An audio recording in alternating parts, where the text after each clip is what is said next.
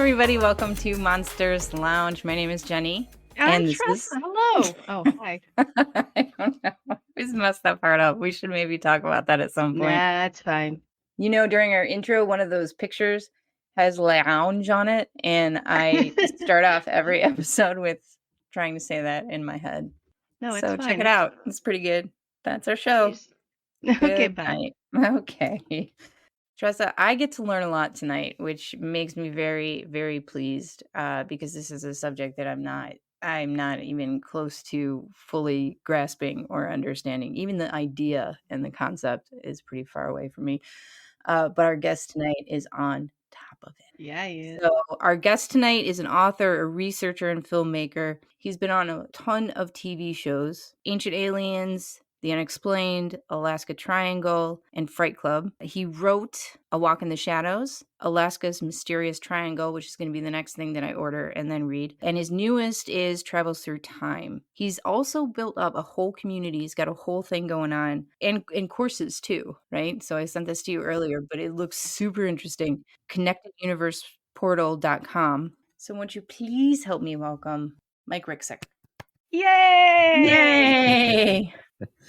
Hi, Jeni and Tressa. Thanks so much for having me tonight. I really appreciate it. Oh, thanks for being on. Yeah, absolutely. Yeah. This is a very, very exciting episode, and I think we should probably just get right into it. Okay, Please. let's do it. All right, first thing that I would like to know about is this concept of stacked time. Okay, yeah, we're diving right into it. Oh, let's go in it. For sure, Yeah. for sure. Oh, yeah. So stack time, or what I call stack time theory. You have to kind of take a step back before we get to that and in understanding exactly what time is, which is really just a human construct. It's something that we have developed to try to, keep track of our reality, to know when the seasons are, when to plant crops, when to show up at the bus stop at the right moment, or to our job at the right moment so that our supervisors don't get upset with us, that sort of thing. It's not anything the universe created. It's something we have created.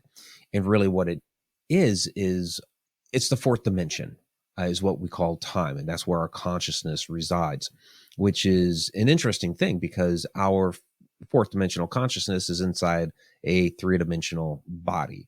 We have access to all the dimensions that are below us: third, second, first. And there is a controversial 0 point. We won't get into that. But there are up to 11 hyperspatial dimensions. So you have all of these other dimensions above us. So when we talk time, we have that analogy, the river of time. And it's a pretty good analogy, but it's not the water in that river, which is, that's the time, is the river itself, but it's not the water that makes itself flow. It's the banks that are holding the water in place. If you were to remove those banks, which is really the control system that we're stuck in here, if you were to remove those banks, and all that water would spill out and be like a giant pond or a lake or something like that, it would be stagnant. It wouldn't be moving at all. And you could move about at will.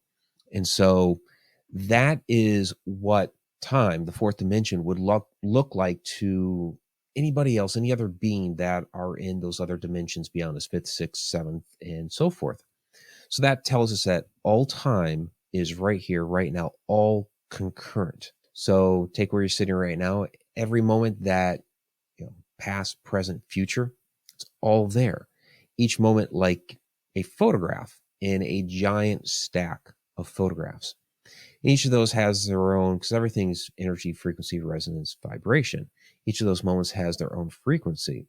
And when we start looking at elements of real time travel, that would be two of those moments resonating at the same frequency for just a moment, being able to interact with each other, being able to move in and about from each other. Or when we get into the concepts of time slips and what have you, two of those moments resonate the same frequency for just a moment, and then suddenly it's gone. So that's, in a nutshell, stack time theory. I just want to say real quick, I'm going to have a hard time just not grinning like an idiot this whole episode. I'm so excited for this. You said you really enjoy the concepts of time travel. Yeah. Yeah. Whereas And my just, face when I'm trying to figure it out is like, what? That's all good. Is there like a spectrum then, like with the frequencies? and the meeting up at certain points, like, are they changing frequencies, or like how did 2 points meet up at the same frequency? Is each stack sort of navigating up and down frequency bar? Yeah, so like each moment would have its own frequency, which is what keeps us from typically diving into others. If we were able to, just like a radio, be able to turn the dial and tune into all these, we would have free reign up and down the stack of time. So what I was, the analogy before, the banks of the river. So that's a rule set. It's a control system that's been put in place to keep us essentially like moving up the stack. Each moment is another photo, dumped on top of the stack, and so we're kind of caught in this control system keeping us moving up the stack. But there are those weird moments. We're not really sure what the catalyst is. Again, if we knew what the catalyst is, we'd be able to do it Right, at yeah. will. Yeah. But there are those moments where two of those moments can just tune into the same frequency for just a moment. And I do believe that real time travel will have to do more with the consciousness in being able to consciously adjust our attunement to those frequencies so that we would be able to experience those other moments at will. That would take a high degree of concentration. I believe it has to do with meditation and being able to set that intention, hit that meditative state, and tune into those other frequencies to be able to go visit those other moments in time.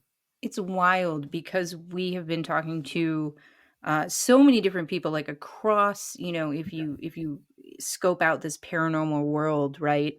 Like across I'm going to use the word spectrum again, of Yeah. paranormal genres and interests, etc., categories. And so many people say like the key to half of this is meditation and Yeah. focusing your brain. And it's just, I don't know, it's coming into being interested in the paranormal. That's not something that I originally would have thought, right? Like, oh, all of Mhm. this stuff has to do with meditation and opening your brain. But It's almost Yeah, like we're it's stuck in this physical world that is not entirely what we should be stuck in. I don't know. It's kind of yeah, our like that. consciousness. Yeah, you're right. You're right. The third dimension. This is where we are at right now, but again, our consciousness inside us is actually on the fourth dimension. So when we lose the body, it's a three-dimensional object. When we pass away, that's gone, but our consciousness is still there. And so even science is finally starting to come around and talking about this. Stuart Hameroff and Roger Penrose in some different studies here in recent years are they do say that consciousness is real, that the consciousness is in the body. They talk about their theory is that it's stored within the microtubules inside the brain and this sort of thing. But they have said, scientifically, that when the body dies, the consciousness goes off to the cosmos. Now, they don't say where. That kind of gets into the idea of, okay, where do we go when we die? It kind of gets into that religious realm, but it doesn't have to, though. But so they've kind of shied away from where it goes. But science is saying, yeah, there's a consciousness and it does go somewhere after death. We just don't know where it goes. I would postulate that it goes to either one of these other dimensions, 5, 6, 7, or beyond. Or it might even be outside of all of that. If we get into the idea of like the simulated universe, it could even be outside of what we call those 11 dimensions. But to me, it answers a lot of those questions about we experience ghosts and spirits and these sorts of things. To that, like I just used example of my grandfather when he passed away. He stuck around for a while. Other people, other family members had seen him, interacted with him, this sort of thing. And then when my grandmother passed away, grandpa wasn't around any longer. So it's like his consciousness, his spirit, his whatever you want to call it, his soul stuck around for a while until my grandmother passed. So he decided to stay here in the fourth dimension until finally she lost the third dimensional body. Her consciousness was around, and then they went off to where, right? Again, I think it's going to be one of these other dimensions or outside of all of that. well, I just really like that theory to begin with, but Does this have anything to do with this idea of like past lives or reincarnation of things? Like, can it be? Do you like how I ask you questions like you're going to have a definitive answer? Can it be that it goes, if it's just this consciousness and it's not bound by these constraints really of time, Mhm. it could just go back and you could be living a life back then or living a life in the future. Well, here's How the does that thing. go? So when it comes to stack time theory, and this was something I had to work out for a while because stack time was a concept that I had been working on for a good 20 years. And I also believed in reincarnation and past lives because I had seen and experienced some different things over the years that I knew was from a past life. I had witnessed one time a past death, which was really kind of crazy to observe that. So I had to reconcile those two things. Well, stack time theory does take that into account, actually, if we also include the concept that we are in a simulated universe. Doesn't have to be a computer. I believe it's something more organic and biological. But really, we're talking a projection from whatever that world is outside into this universe. And so with stacked time, that would mean that you would have multiple projections of your consciousness into these different places within the stack. So when you go to a location and it just suddenly seems very, very familiar to, we talk about sometimes, oh, maybe we had a past life there. Well, yeah, that could very well be. And if you have a past life, you have had a past life there, it would actually mean that you are there right now. If all time is concurrent, that would mean your consciousness, your past life is there with you right there at that moment, just maybe in 1870 rather than 2024. So you're saying that we could very well have fractured pieces of our soul in different times at all times. Right. Yeah. And I don't necessarily view it as being fractured. I believe Yeah, that's the it's wrong more of word. like I being didn't. plugged into multiple locations at the same time. Like, kind of think of, if we do want to use a computer analogy, think of having your 5 different windows, 10, 20 different windows of a web browser open. You are connected to all of those locations at once. Wow. All right. I'm going to need a minute. Yeah, I know. And then there's just silence for us to absorb all of those things. Fine. So I know that that's kind of like this. Well, I don't know. I'm assuming that's sort of the theory behind like doppelgangers. Yeah. So doppelgangers, I believe, those are more of time slips. Okay. So yeah, doppelganger is just German word means double walker. It's gotten attributed to a lot of these ideas of evil twins or spirit that's trying to mimic you and these sorts of things. But I'm going to use an example here real quick. Story time. Tell a story. Yay! Yay!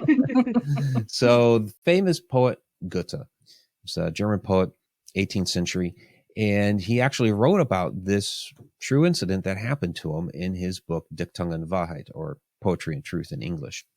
And basically what the story is he was walking down the road to Dressenheim one day. He was having an affair with a young woman in town, and he was lost in his thoughts, kind of thinking about the situation. And all of a sudden he notices, walking on the other side of the road, this man in a gold trimmed gray suit. And so he turns to get a better look at the guy because the suit is very noticeable. Turns to get a look at him, and all of a sudden, poof, the guy just disappears. Like, man, what the heck was that? I had no idea what happened to the guy. There's nothing he can really do about it because the guy's totally disappeared. But he notes it. He's like, that was kind of crazy. So a couple years, and he continues on to Dressenheim. A couple years later, he's walking from Dressenheim in the opposite direction on the same road. And he's getting to about that spot on the road where he had that incident. And as he remembers, oh yeah, this was where I saw that guy. And oh, he looks down and realizes, wait a minute, I was the guy in the gold trim gray suit. I'm actually wearing it right now. I saw myself.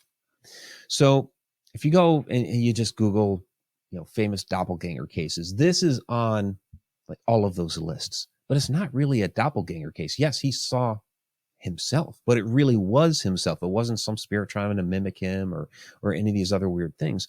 It was himself at another point in time. This was a time slip type of incident. So then the question becomes, okay, what was the catalyst? And so we have to go back to the beginning of the story when he said he was lost in his thoughts. It's a type of meditative state. We do this sort of thing all the time. Like we'll be driving down the road, we zone out, lost in our thoughts, and we miss our turn, we miss our exit. Oh man, I turn around and go back. It's a type of meditative state. It's not a full meditative state. You don't want to be in a full meditative state while you're driving. You crash the car, which is not good. Unless you really like to live. Yeah. But it is a type of meditative state, which he was in. And I believe what happened is while he was in that meditative state, he was able to tune into his own frequency on that road into the future and got a glimpse of it. And once he diverted his attention to it, he broke that meditative state and the image disappeared. Oh, I love this. I'm going to wander around just being lost in my thoughts all over the place. There you go. Just in case. Just in case you see what you tune into. What's that jerk wearing in the future? Come on. Well, we'll find out what that might be too Maybe terrifying. Am I making good style choices? Oh. Like, what is happening with my, Why how are you is my wearing hair? Oh, monocle was not the way to go. Oh. Just kidding. It's always the way to go. Yes, yeah, thank you. It's always the way to go. I want to ask a question about another. Oh, my God. There was another instance in your book about a teacher. And I'd heard the story before. I think she was French. But I'm a little confused as to why her time slip or whatever, it moved a little bit different, a little bit slower, a little bit just off. How is the energy? Like, explain things to me. Yeah, Emily Saget. Her name was Emily Saget. She had a lot of different things going on. And the way I kind of posted her was she was kind of unstuck in time. She had some incidents there where it was almost like a projection for one. It depended on what the situation was. So there would be times where she would be in one room in the building, and all of a sudden people would see her maybe walking up and down the stairs. But in one particular case, she was out in the garden, and all of a sudden she appears in this chair before everybody. And they could see her looking out the window. She's out in the garden. She's in the chair. What's going on here? But the image of her out in the garden, like really, really slowed down. Like it took some energy or something to make this manifestation happen. Other times, like one of the classroom incidents, she's getting very, very, animated with her lesson on the board. She was like really, really getting into it. And all of a sudden there was another image of her right next to herself. She's writing this stuff up on the board with a chalk. And the other image next to her, it was still doing the exact same motions, just not holding the chalk. But that makes sense because, if it's her energy that's being projected out like that, well, she's not going to duplicate the chalk because the chalk isn't her, but herself is there. And so I've called that interdimensional phasing. It's a phase shift of herself, of her energy. And that happened several times. Like she was helping a young woman with a dress, getting her ready for a garden party that was going on. All of a sudden, kind of the same thing happened where her energy shifted. And so there's her physically, and then there's another image of her next to her. So she had a lot of different things going on with her energy, her consciousness. And some of them were time related, and some of them were just really interesting interdimensional occurrences, for lack of a better term. Yeah, they didn't seem like a lot of time stuff, but a lot of that's not time, that's interdimensional. Right. Which is all related. Yeah. Yeah. Oh, absolutely. 100%. Mm-hmm. But it was just so different from most of the time slip experiences that I've read about that it was very interesting. I couldn't get rid of the image of her writing things on the chalkboard and then the projection of her just erasing things as she went. It's like a haha, gotcha. Yeah, that would be funny. Yeah. Like an interdimensional prank. I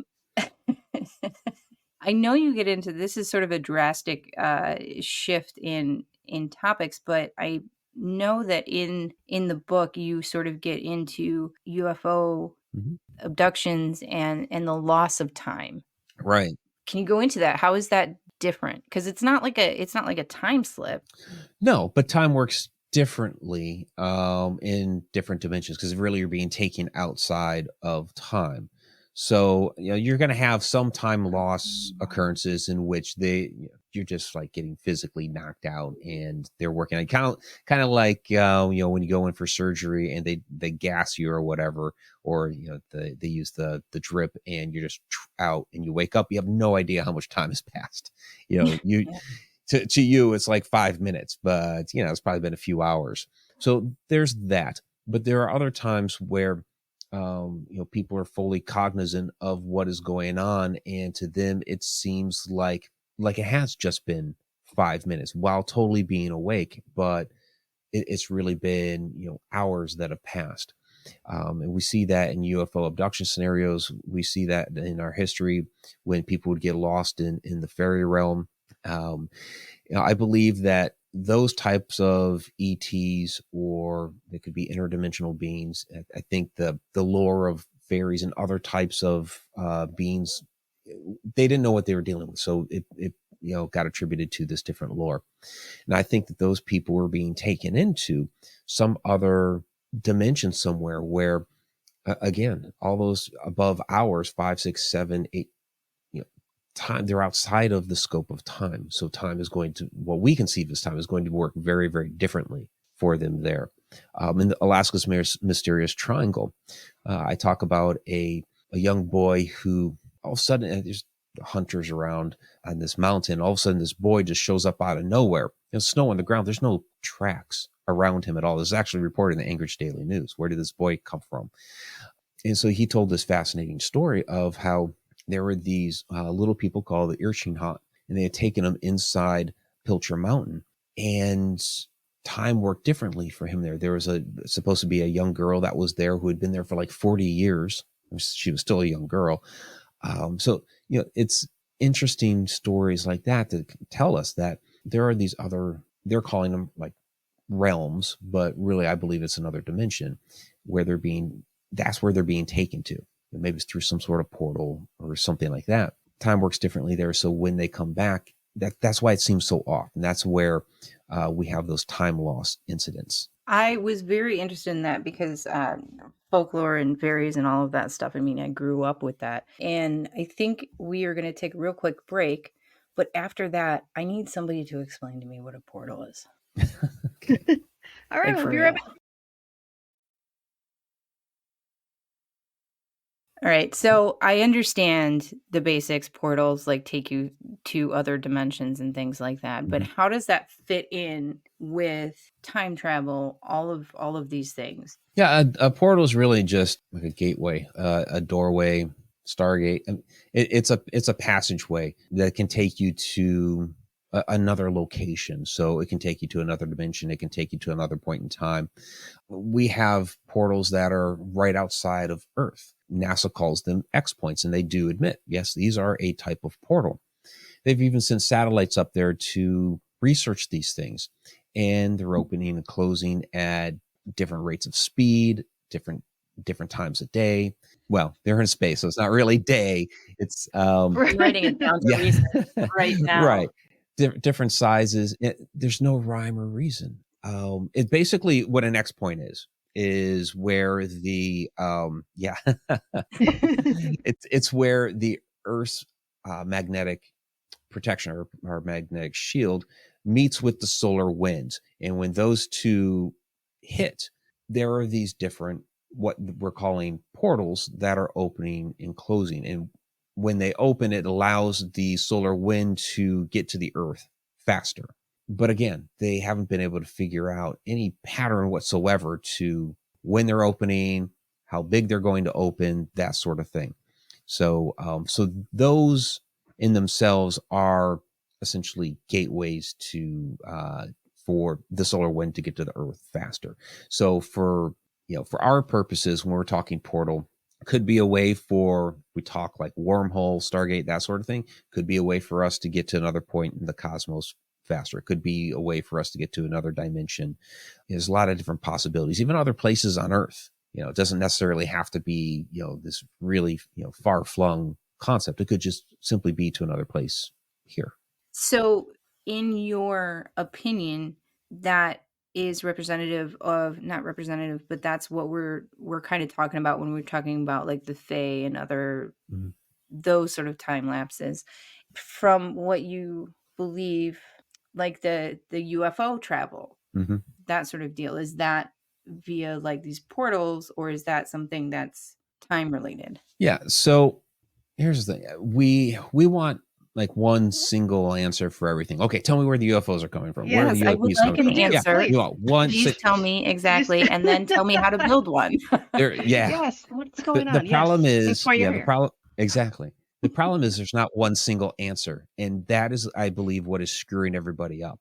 We see a UFO in the sky, and so where's that coming from? And then if we were actually able to figure that out, then say, okay, well, that's where they're all coming from. No, no. So you have some. There's multiple answers for this. So you have some that, yes, are truly extraterrestrials that have built a craft, that have come here from another planet, from somewhere else in the cosmos to here. I don't believe it's would be really hard to conceive that they were using Newtonian physics to do that. Basically the way we do things, shoot ourselves up into space. I believe they've probably figured out, how to access wormholes, use an Einstein-Rosen bridge, that sort of thing.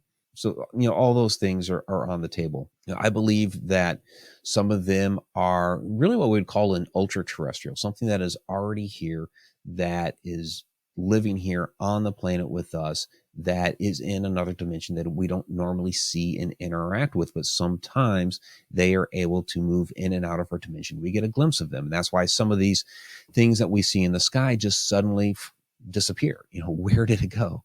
It's because it slipped back into that other dimension. Some of these are going to be time travelers. And there's a whole faction of the ufology community that has just basically like put their foot down and said, none of these are extraterrestrials. They're all just us from the future. They're all time travelers. And I shrug my shoulders and say, well, okay, yeah, sure. Yes, they can absolutely be time travelers. Doesn't necessarily mean it's us. Yeah, certainly not all of them. And it doesn't mean that they're us. They could be, but the Earth right now is 4.5 billion years old. We're going to be around for about I'm pretty sure it's only like 6,000, but okay, go ahead. I try to tell it differently, but okay. According to our science, we're supposed to have another 5 billion years left. So we're kind of like right in the middle of our existence as a planet. But humans, like Homo sapiens sapiens, our oldest bones that we have found of our species, go back about 315,000 years. It's not that long in the Earth's history that we've actually been here. The dinosaurs went extinct 64 million years ago. Well, that's just over 1% of the entire lifespan of the Earth. So you think 64 million years down the road, are we even still going to be here? Or will like a new species, like maybe it's a different type of dinosaur or something that rises up? We don't know. But conceivably us being here, I don't know. So it could very well be another species that has grown here on the planet, evolved, became intelligent, developed civilization, developed spacefaring, became a spacefaring race, developed time travel technology. So it could be another intelligent life form on Earth. Could even be, again, millions of years from now, an extraterrestrial civilization that has come down here to our planet, and maybe they're colonizing it, developed the technology to be able to time travel, and has gone back. So you have all these different possibilities on the table. It doesn't necessarily have to be us that are the time travelers. It could be, but there's a lot of other possibilities on the table.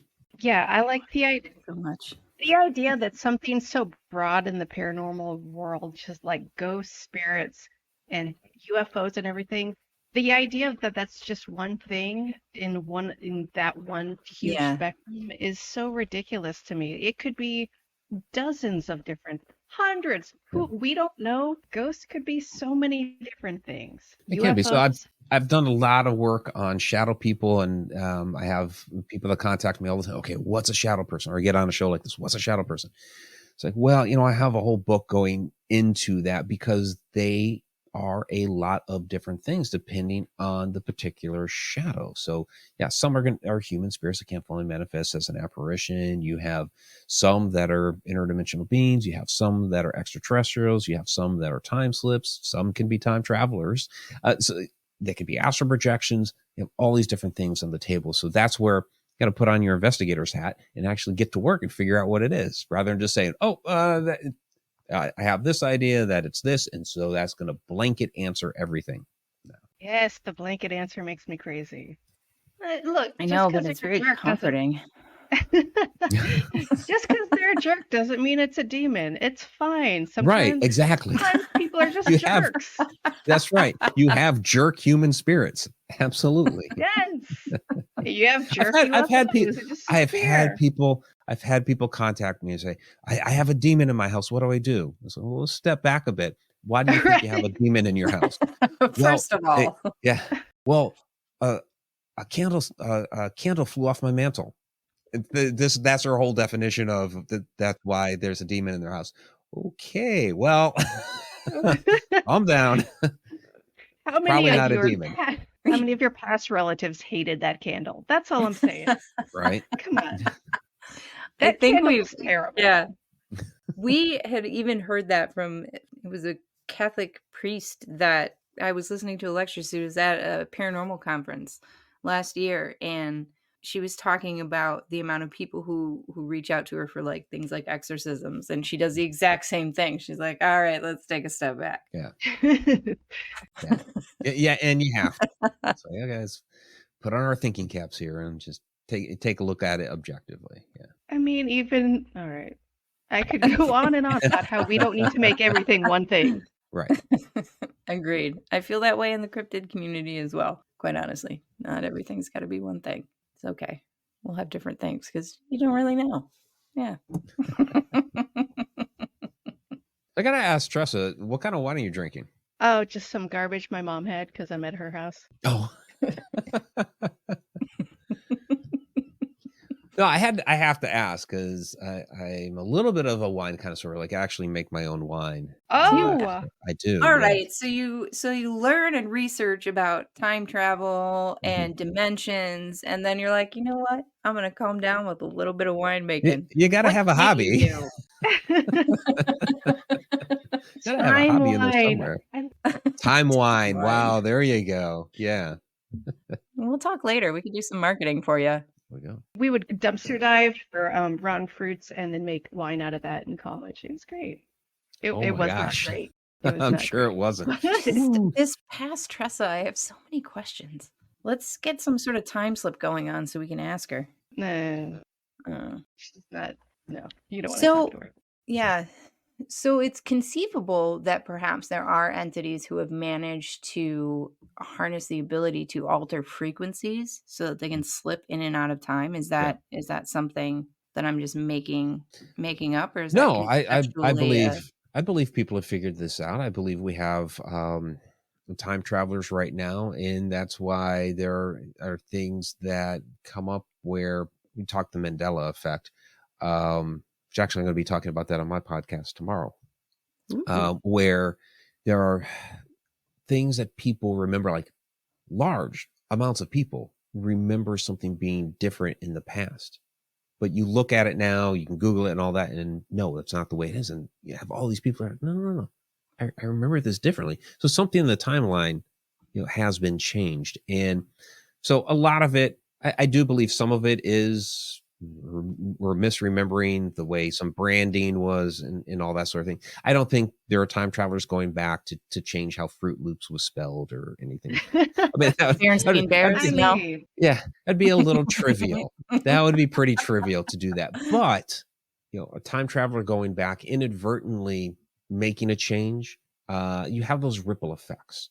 So it could be something else that, and maybe they intentionally change it, but it could even be like an accidental, they stepped into the street, which the car had to brake and prevented that car from getting to wherever on time. And, you have the whole ripple effect or the butterfly effect after that, over the course of time, those changes would have occurred. So they didn't intentionally go back to change it, but that's what ended up happening. So you have those repercussions throughout the timeline. Let me ask you a question real quick. So Mandela effect. I'm in camp. It's mostly adults who remember things differently as children, and children are idiots. However, this is, by the way, a show for children. that's correct. I'm also starting to hear a theory where it's like, well, maybe there's some sort of faction that wants you to get used to the idea of misremembering things. So if you do remember something and it's not the same, just don't trust your own memory. Just keep going. Right. It's just your memory is off. Well, I'll say this: it's not all just we as adults now misremembering things as when we were kids. There are older adults who were adults back then that are remembering these things that way too. I mean, one of the examples that I give in the book with the Mandela effect, and you won't find it on any of those lists of top 10, top 20, top 50 Mandela effect events, but it involved myself. Yes, I was a kid at the time, but my mother wasn't, and these other people that had also remembered this. It did have to do with pop culture. It did have to do with the movie. But all these other people from around the world also remembered it the same exact way my mother and I did, and so it was really, really uncanny. Yeah, it's, I get what you're saying though. And when I say that, I don't mean that it's a blanket statement for sure, but I don't mean that for every single instance. I don't fully think that every instance is children are idiots, but a lot of them are. That's all. Well, again, some of it's going to be that, we are misremembering some of these things, like a lot of the branding stuff. Again, like the spelling of Fruit Loops or Berenstain Bears or what's another, Oscar Mayer. I mean, come on, we had a jingle spelling it. Thank you. Yeah, but some of them are legitimate. Some of them are truly legitimate. Yeah. Yeah. My mom and I had the same thing and we can't figure out what it is. But it was Rodin's The Thinker. That's one of them where like the fist is like, shaped in a different, in a different position. Also, by the way, when you were talking about the ripple effect on that, I was 1,000% thinking somewhere an alien or one of us or whatever they are went back into time and like sneezed, and like that was the difference between. Yeah, that's where my brain went. You're welcome. Also, we're getting a lot of complaints from children. They're very upset with you for calling them idiots. Well, they're idiots, by the way. So that's fine. I don't care. I'm smarter than children. That's fine. Well, what's interesting though is sometimes people try to put rules on a lot of these different things. Like when we talk about like the ideas of the multiverse, that every time somebody makes a decision that, it creates a whole nother universe. And so there's like infinite numbers of these universes that are out there.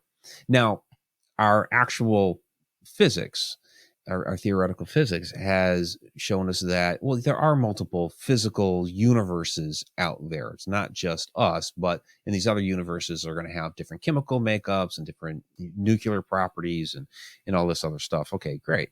But as far as like, spinning off all these different things. So that would mean right now, when I'm going to choose to take a sip of this water.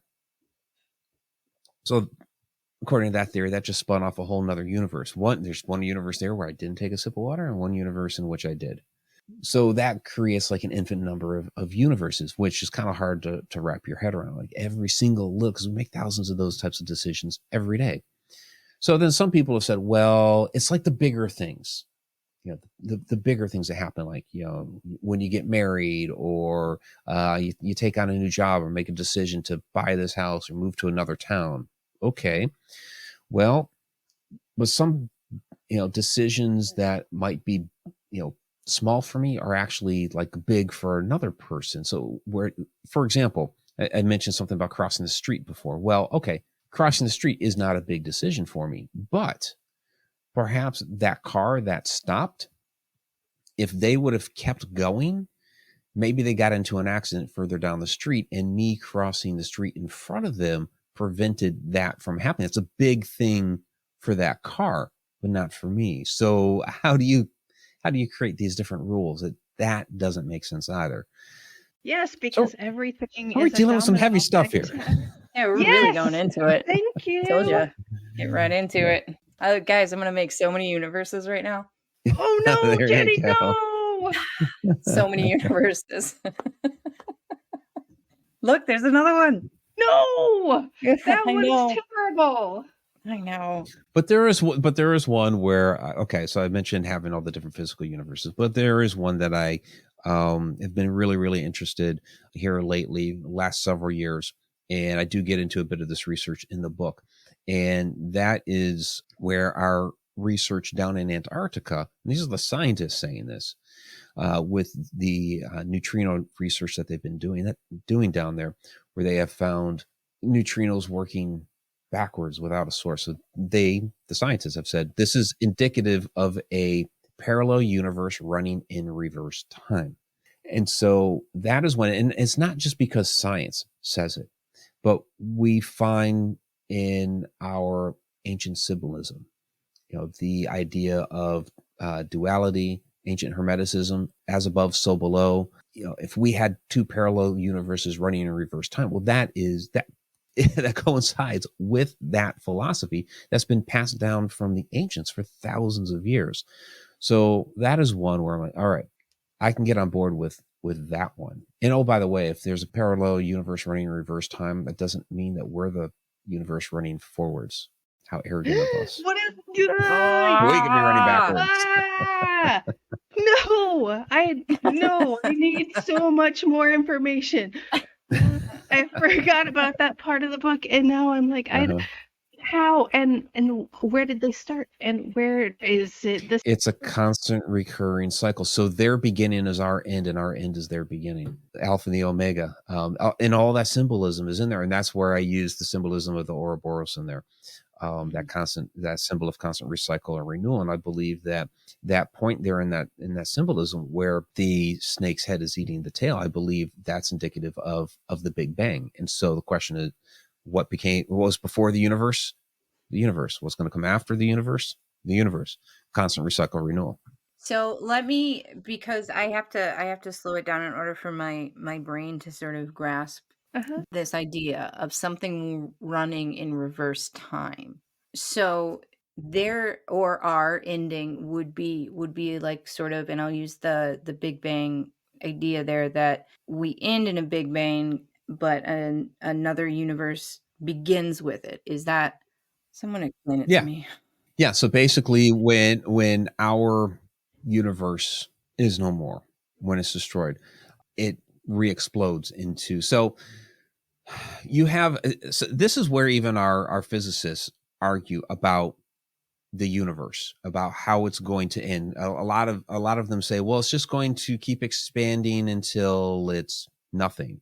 Except we just had a scientific. Basically, it was the James Webb Telescope and the Hubble Telescope together, looking at different parts of the outer edges of our known universe. And they've now found out that it's expanding at different rates. It's not even equal. So they were not expecting that. How is it expanding at different rates? So what we know about the universe, we don't know. We don't know anything. We don't know anything. So, No. but you have a lot of theoretical physicists that say, well, what'll happen is after you have that expansion, it's going to contract back in on itself. And then, like I said, have that explosion again. So when the universe has expanded out, then gravity is essentially going to pull it all back in on itself and re-explode, and boom, then we have the Big Bang again. And so that's the cyclical universe. And I believe that that's what that symbolism is telling us. I believe the ancients knew these things, and they were giving us clues from our distant passed, and we've forgotten about it over the ages.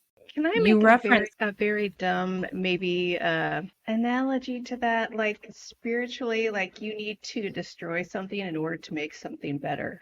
In order oh, to like grow and like expand your own existence, you need to destroy the thing that was and not serving you at all. And I feel like that's what I'm thinking about when I hear like the time is going forward and backwards in two simultaneous places. Okay, go ahead, Jenny. It doesn't okay. I make mean, sense. Or am I'm I just just talking out my ass? It's fine. It's fine. it makes sense in my brain because like growth, any sort of growth comes from pain or a difficult time, right? I don't know that I would say necessarily an explosion or Uh, exploding the old thing, but whatever, we build no, on you need whatever. But dynamite and explosions and fine. fireworks. you need you need complete catastrophe. Yes, Jenny, come on. We're evolved Oh, people. So some people would say iron sharpens iron. Tressa is going to say that dynamite sharpens dynamite. Thank you. That's all I'm saying. oh man, you just gave her next T-shirt idea. I'm gonna be hearing about this for months. I know you mentioned, the symbolism in circles and things Yeah. within ancient cultures, and that they're pretty much universal, right? Is that what is sort of referenced? Is that what that's going for? Like that? I believe that that's one of the many things that symbol is representing. The Ouroboros. It's our oldest alchemical symbol. It's symbolizing the renewal of life. So we find it on like the burial shrine of King Tut, because of course they want his soul to be renewed. We find it as a symbol of renewing the earth, and then of course the cosmos. So it was used in many times to just represent a universal type of renewal. Which it does, because even as I was asking that question, I was like, yeah, dummy, like circle of life. Yeah, Yeah. Yes, just like that cartoon. Sometimes they take a minute, but then yeah, they start to make connections yeah. and Life dies and decays into the ground, and so forth springs new life. Yeah. Mhm. Yes. The death feeds the life. Yep. Dynamite feeds the dynamite. And it's not just the plants on outside in the garden. It's everything. It's Mhm. everything. Yeah. Yeah, Oh my there are a lot of physicists that have deduced that prior to our solar system that we're in right now, there was another solar system that we came from. So the death of that solar system sprang forth ours. So If somebody in high school had just told me, like, listen, like this interest that you have in these weird, monsters and things like that, if you would study physics, you might just be like a little bit more apt to understand some of these concepts. I would have signed up for physics. Get on it, high school teachers. Mm, no. physics was one of those interesting classes when I took it in. I remember taking it in high school, and I remember my high school physics teacher just kind of shaking his head because we'd be going through, like, we're running our experiments, we're trying to get our proofs together, and so much of what I was doing at the beginning of those was wrong, or I'd screw it up or whatever. But by the very end, I would finally have it all together, and he just kind of looked at me. I don't know how you do it. You've got so much as you're going along, you get so much of it wrong, but in the end, you pull it together and you actually get the right proof. Like, how are you doing that? To learn from my mistakes and come up with another idea, and there we go. Stacked time. Listen, I know what's That's right. happening now. I get it. We're Yeah. all, shut up, teacher guy. It's fine. No, I think it's one of those, you play around with ideas and concepts for a while. And, I have it as a caveat in the introduction to a couple of my books where I say, hey, I reserve the right to change my mind. What I know now is not the same stuff that I knew 20 years ago. And 20 years from now, I'm going to know other things. So it may change my opinion and how I view some of these different ideas and concepts. So I think we always need to be open to those ideas of, of change, of that, we might have a great theory right now, might actually be the wrong one, but I can take little bits of that and put it into another theory and start working on that. A lot of the stuff that we're dealing with in this field is not concrete. So we have to keep that open mind and keep playing around with some of these different ideas. Right. Which I absolutely love. Yeah. Yes. It's one of my favorite things about doing this podcast. Are we just going to keep doing that?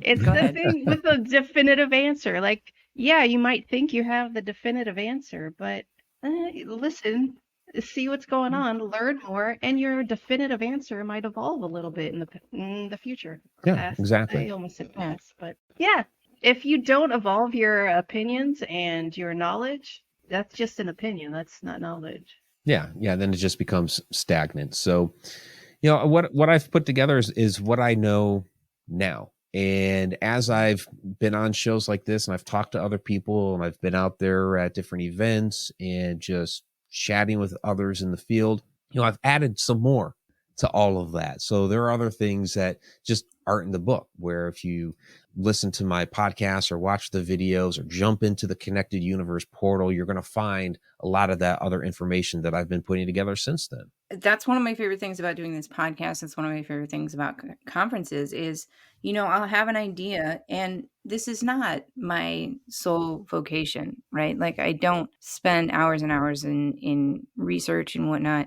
but yeah, okay, I do. But there's we know you've been at the library studying everything you can about parallel universes. Come on. Come on, Jeni. You're not fooling anyone. I know. And then I just disappear into another time. But, I go in with like an idea about something, and then you hear someone else with a maybe completely contrary idea to yours, but it's still expanding, right? Like, and you can think about that and build on that. And I think that's the amazing part about the paranormal world, quite honestly, is the exchange of ideas, and that's... People are open and not totally closed to anything. Like, let's exchange ideas. Let's grow together. Yeah, absolutely. Yeah, I'm a part of a program that, I have this very Zen sort of mentor in it, and we discuss things, and I always feel, it's like you feel your brain sort of growing a little bit or firing a little bit faster after you have these conversations. That's like, well, have you thought about this? Or have you thought about this? It's different perspectives, and we would all do well to learn from them. You guys, we are all out of time. Boo. Mike, will you give us all of your links, whatever you want to promote, give it to us. I'll have it all in the show notes if you don't want to listen to him talk right now. Yeah, absolutely. So my primary website is MikeRicksecker.com. You can find links to all the books out there. I have my event schedule that's out there. And then there's also ConnectedUniversePortal.com. That's the community site that I've put together, like-minded people coming together, discussing all these topics. It's, I've got so much material back there. I have the courses as well that are out there. Just a plethora of information. And last minute, if people really wanted to, you got a little less than a month now. They could jump onto the Egypt tour, Stargates of Ancient Egypt. That's April 16th to the 28th. We could add you if you really wanted to jump on it. Listen, we need sponsors, but Jeni and I are all in. All right, come along. We need some people to pay for our trips, because we're saying yes to stuff. All right, Mike, this was amazing. I think we both thank you so much for joining us. Yes. Such a great conversation. I'm all about it. Everybody else, thank you so much for joining us. We will see you next week. Don't forget to rate, subscribe, whatever the stuff. And we'll see you next week. Bye.